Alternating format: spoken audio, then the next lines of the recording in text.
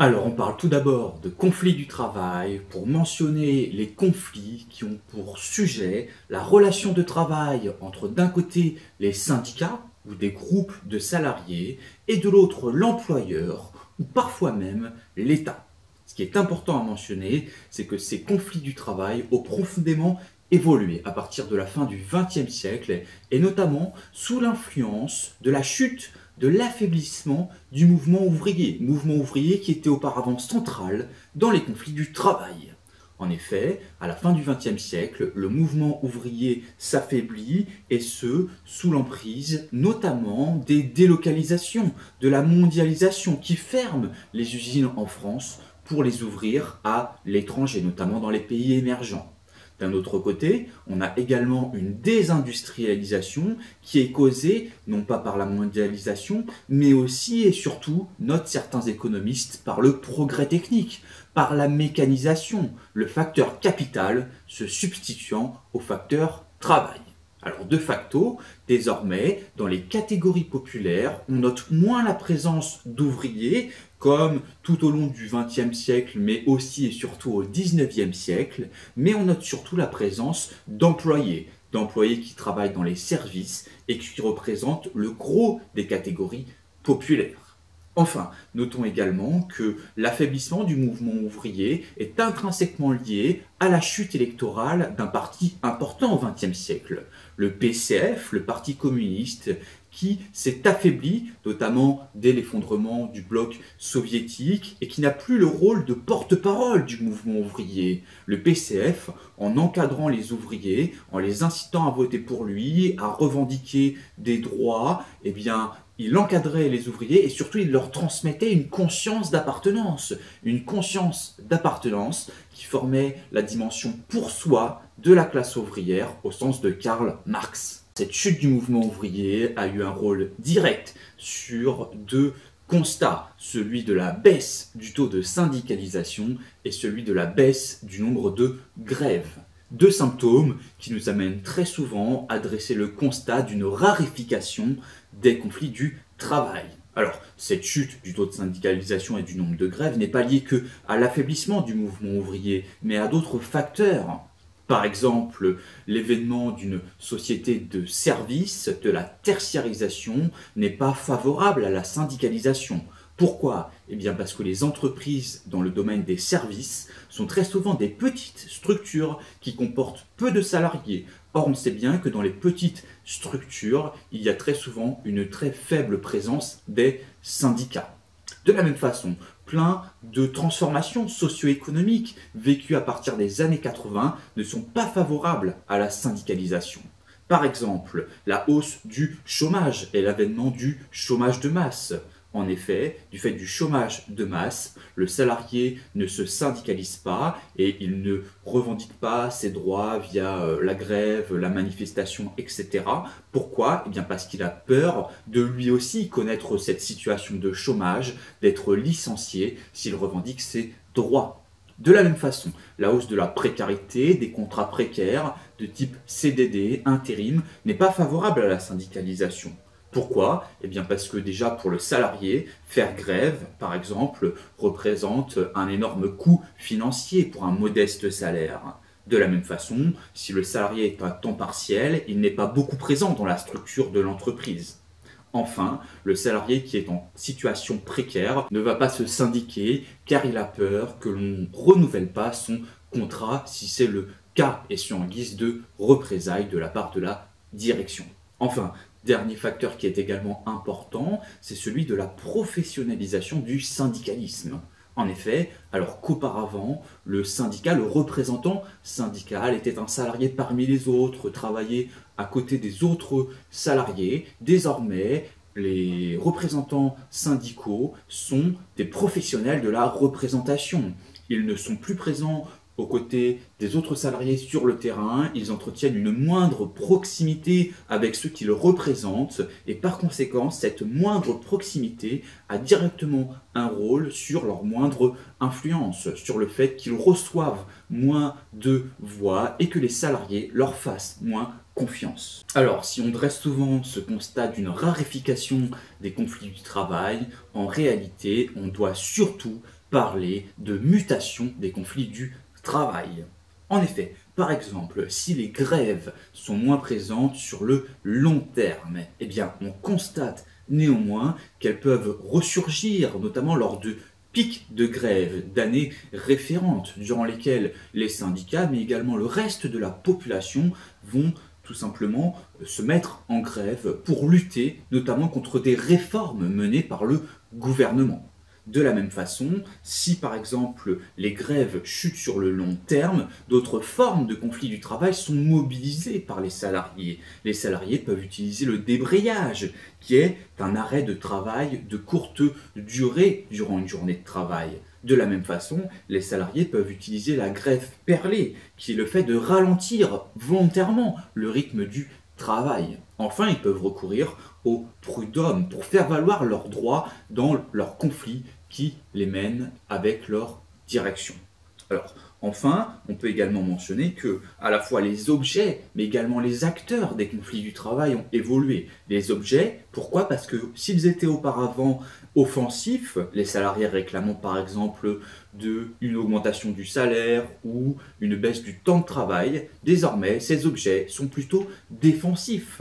C'est-à-dire que les salariés vont souhaiter conserver un niveau de salaire important, ou vont souhaiter conserver une faible durée de travail, ou encore vont vouloir conserver le fait de pouvoir partir à la retraite à tel ou tel âge. Enfin, les acteurs des conflits du travail ont énormément changé. Pourquoi? On l'a déjà dit au début, parce que le mouvement ouvrier s'est affaibli, et parce que dans ce nouveau mouvement tertiaire, dans cette tertiarisation, on voit apparaître quand même des acteurs centraux, des acteurs qui se dressent contre des situations, notamment des personnes qui sont dans des situations précaires, à l'instar par exemple des livreurs qui travaillent pour les plateformes de livraison et qui ont le statut d'auto-entrepreneur, malgré le fait qu'en réalité ils soient dans une relation salariale avec cette plateforme. Eh bien, s'ils disposent de moins de droits qu'un salarié lambda, ces livreurs commencent à se faire entendre pour obtenir les droits qu'ils méritent dans le cadre de leur relation avec les plateformes. Alors, la mutation des répertoires de l'action collective fait directement référence à la notion d'un auteur, Charles Tilly, qui définit les répertoires d'action collective comme les moyens d'action qui sont à la disposition de groupes contestataires et qui peuvent varier selon l'époque et le lieu. Charles Tilly va ainsi distinguer deux répertoires d'action collective par lesquels on est passé successivement. Tout d'abord, le répertoire local patronné. Dans ce répertoire, les individus protestent à proximité des lieux dans lesquels ils vivent. Ainsi, les individus vont chercher à obtenir le soutien de notables au travers d'une confrontation avec ces notables. Notables qui peuvent être des prêtres ou encore des nobles locaux. On peut penser ici au charivari, des phénomènes de contestation durant lesquels des individus s'assemblaient bruyamment sous les fenêtres des notables qu'ils conspuaient. Charles Tilly note qu'on est ensuite passé à un répertoire dit national autonome. Un répertoire qui donne lieu à une coordination nationale, c'est-à-dire que le mouvement se dresse et se coordonne pour lutter face au pouvoir central, face au pouvoir du gouvernement, du président. Il va ainsi très souvent se rallier, se joindre à la capitale pour contester les décisions du pouvoir central. De la même façon, ce mouvement, ce répertoire est mené par des organisations spécialisées, comme les partis ou les syndicats. Et ces organisations spécialisées, avec le soutien du reste de la population, va mener des actions revendicatives, des actions comme les grèves ou encore les manifestations. À la suite de ces deux répertoires de Charles Tilly, un auteur, Éric Neveu, a rajouté un troisième répertoire dans lequel on serait aujourd'hui. Ce répertoire, c'est le répertoire transnational solidariste. Alors, ce répertoire donne lieu à des contestations, cette fois dans un espace supranational, c'est-à-dire qui dépasse les frontières, et des contestations très souvent en lien avec des enjeux techniques.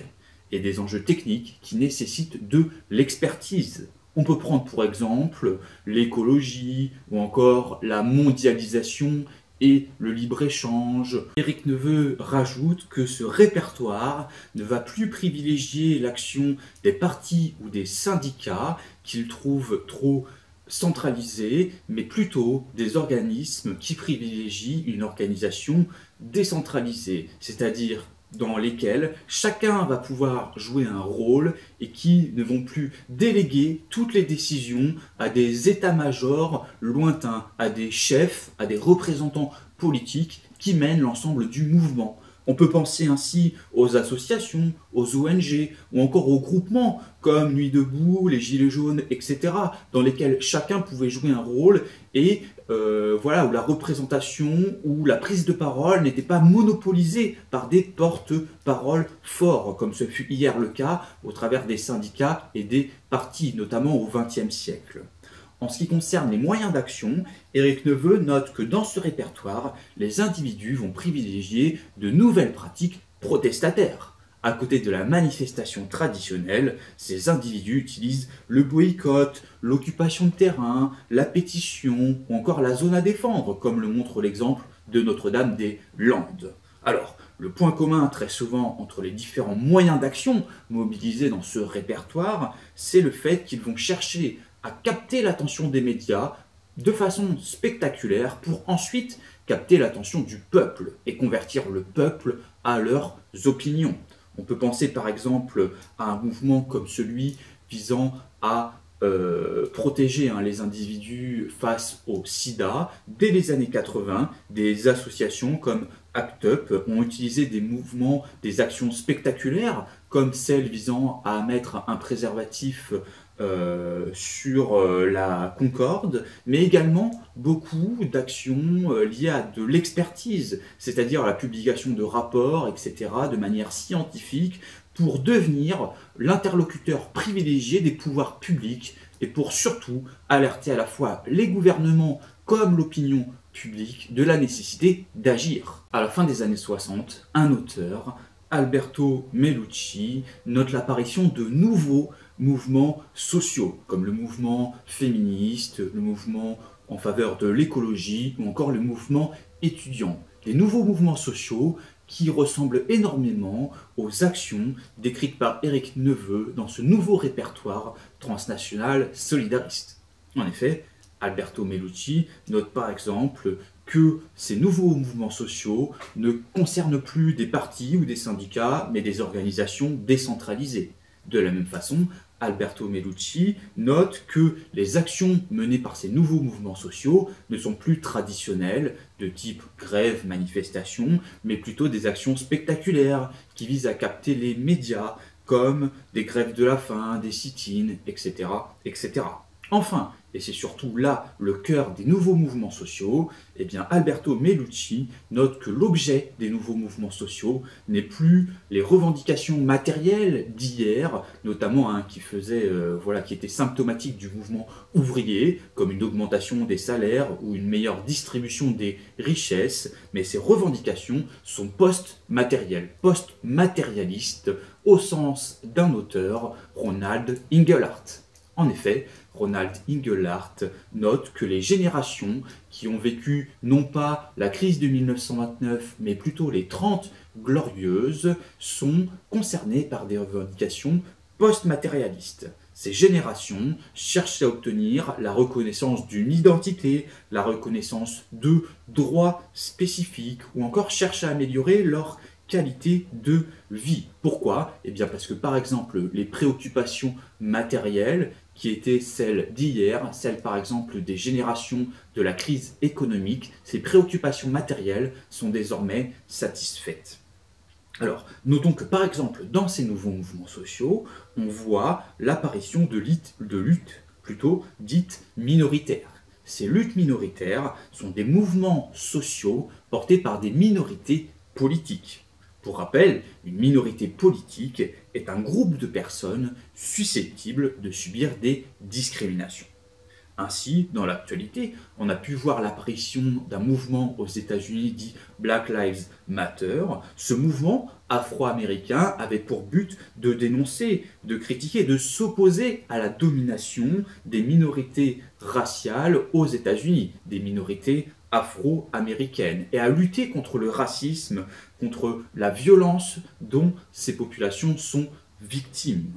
Alors, ce qui est intéressant avec ce mouvement, c'est qu'il cherche à dénoncer non pas seulement des comportements individuels, qui seraient en fait le fait de telle ou telle personne, mais aussi et surtout le système américain, un système qui est à l'origine d'un ensemble de pratiques discriminantes envers les populations afro-américaines, des pratiques discriminantes qui peuvent aller, oui, du contrôle au faciès beaucoup plus important vis-à-vis des populations afro-américaines que vis-à-vis d'autres, la violence par laquelle se fait également ces contrôles, mais également, par exemple, le fait que les populations américaines doivent très souvent payer des taux d'intérêt beaucoup plus élevés lorsqu'elles demandent un prêt immobilier que par exemple les populations blanches. Alors, néanmoins, à l'époque actuelle, veillez à ne pas trop considérer que les anciens mouvements sociaux ou que les anciens répertoires d'action collective, comme le répertoire national autonome, ont totalement disparu. En effet, si les moyens d'action sont plutôt liés aux nouveaux mouvements sociaux, sont plutôt liés au répertoire transnational solidariste, tout comme les objets de l'action collective, eh bien, on note la résurgence d'anciens moyens d'action ou encore d'anciens objets de l'action collective. Prenons un exemple, le mouvement féministe. Si le mouvement féministe utilise beaucoup de nouveaux moyens d'action, comme la pétition en ligne ou des démonstrations spectaculaires, eh bien le mouvement féministe utilise aussi les manifestations traditionnelles.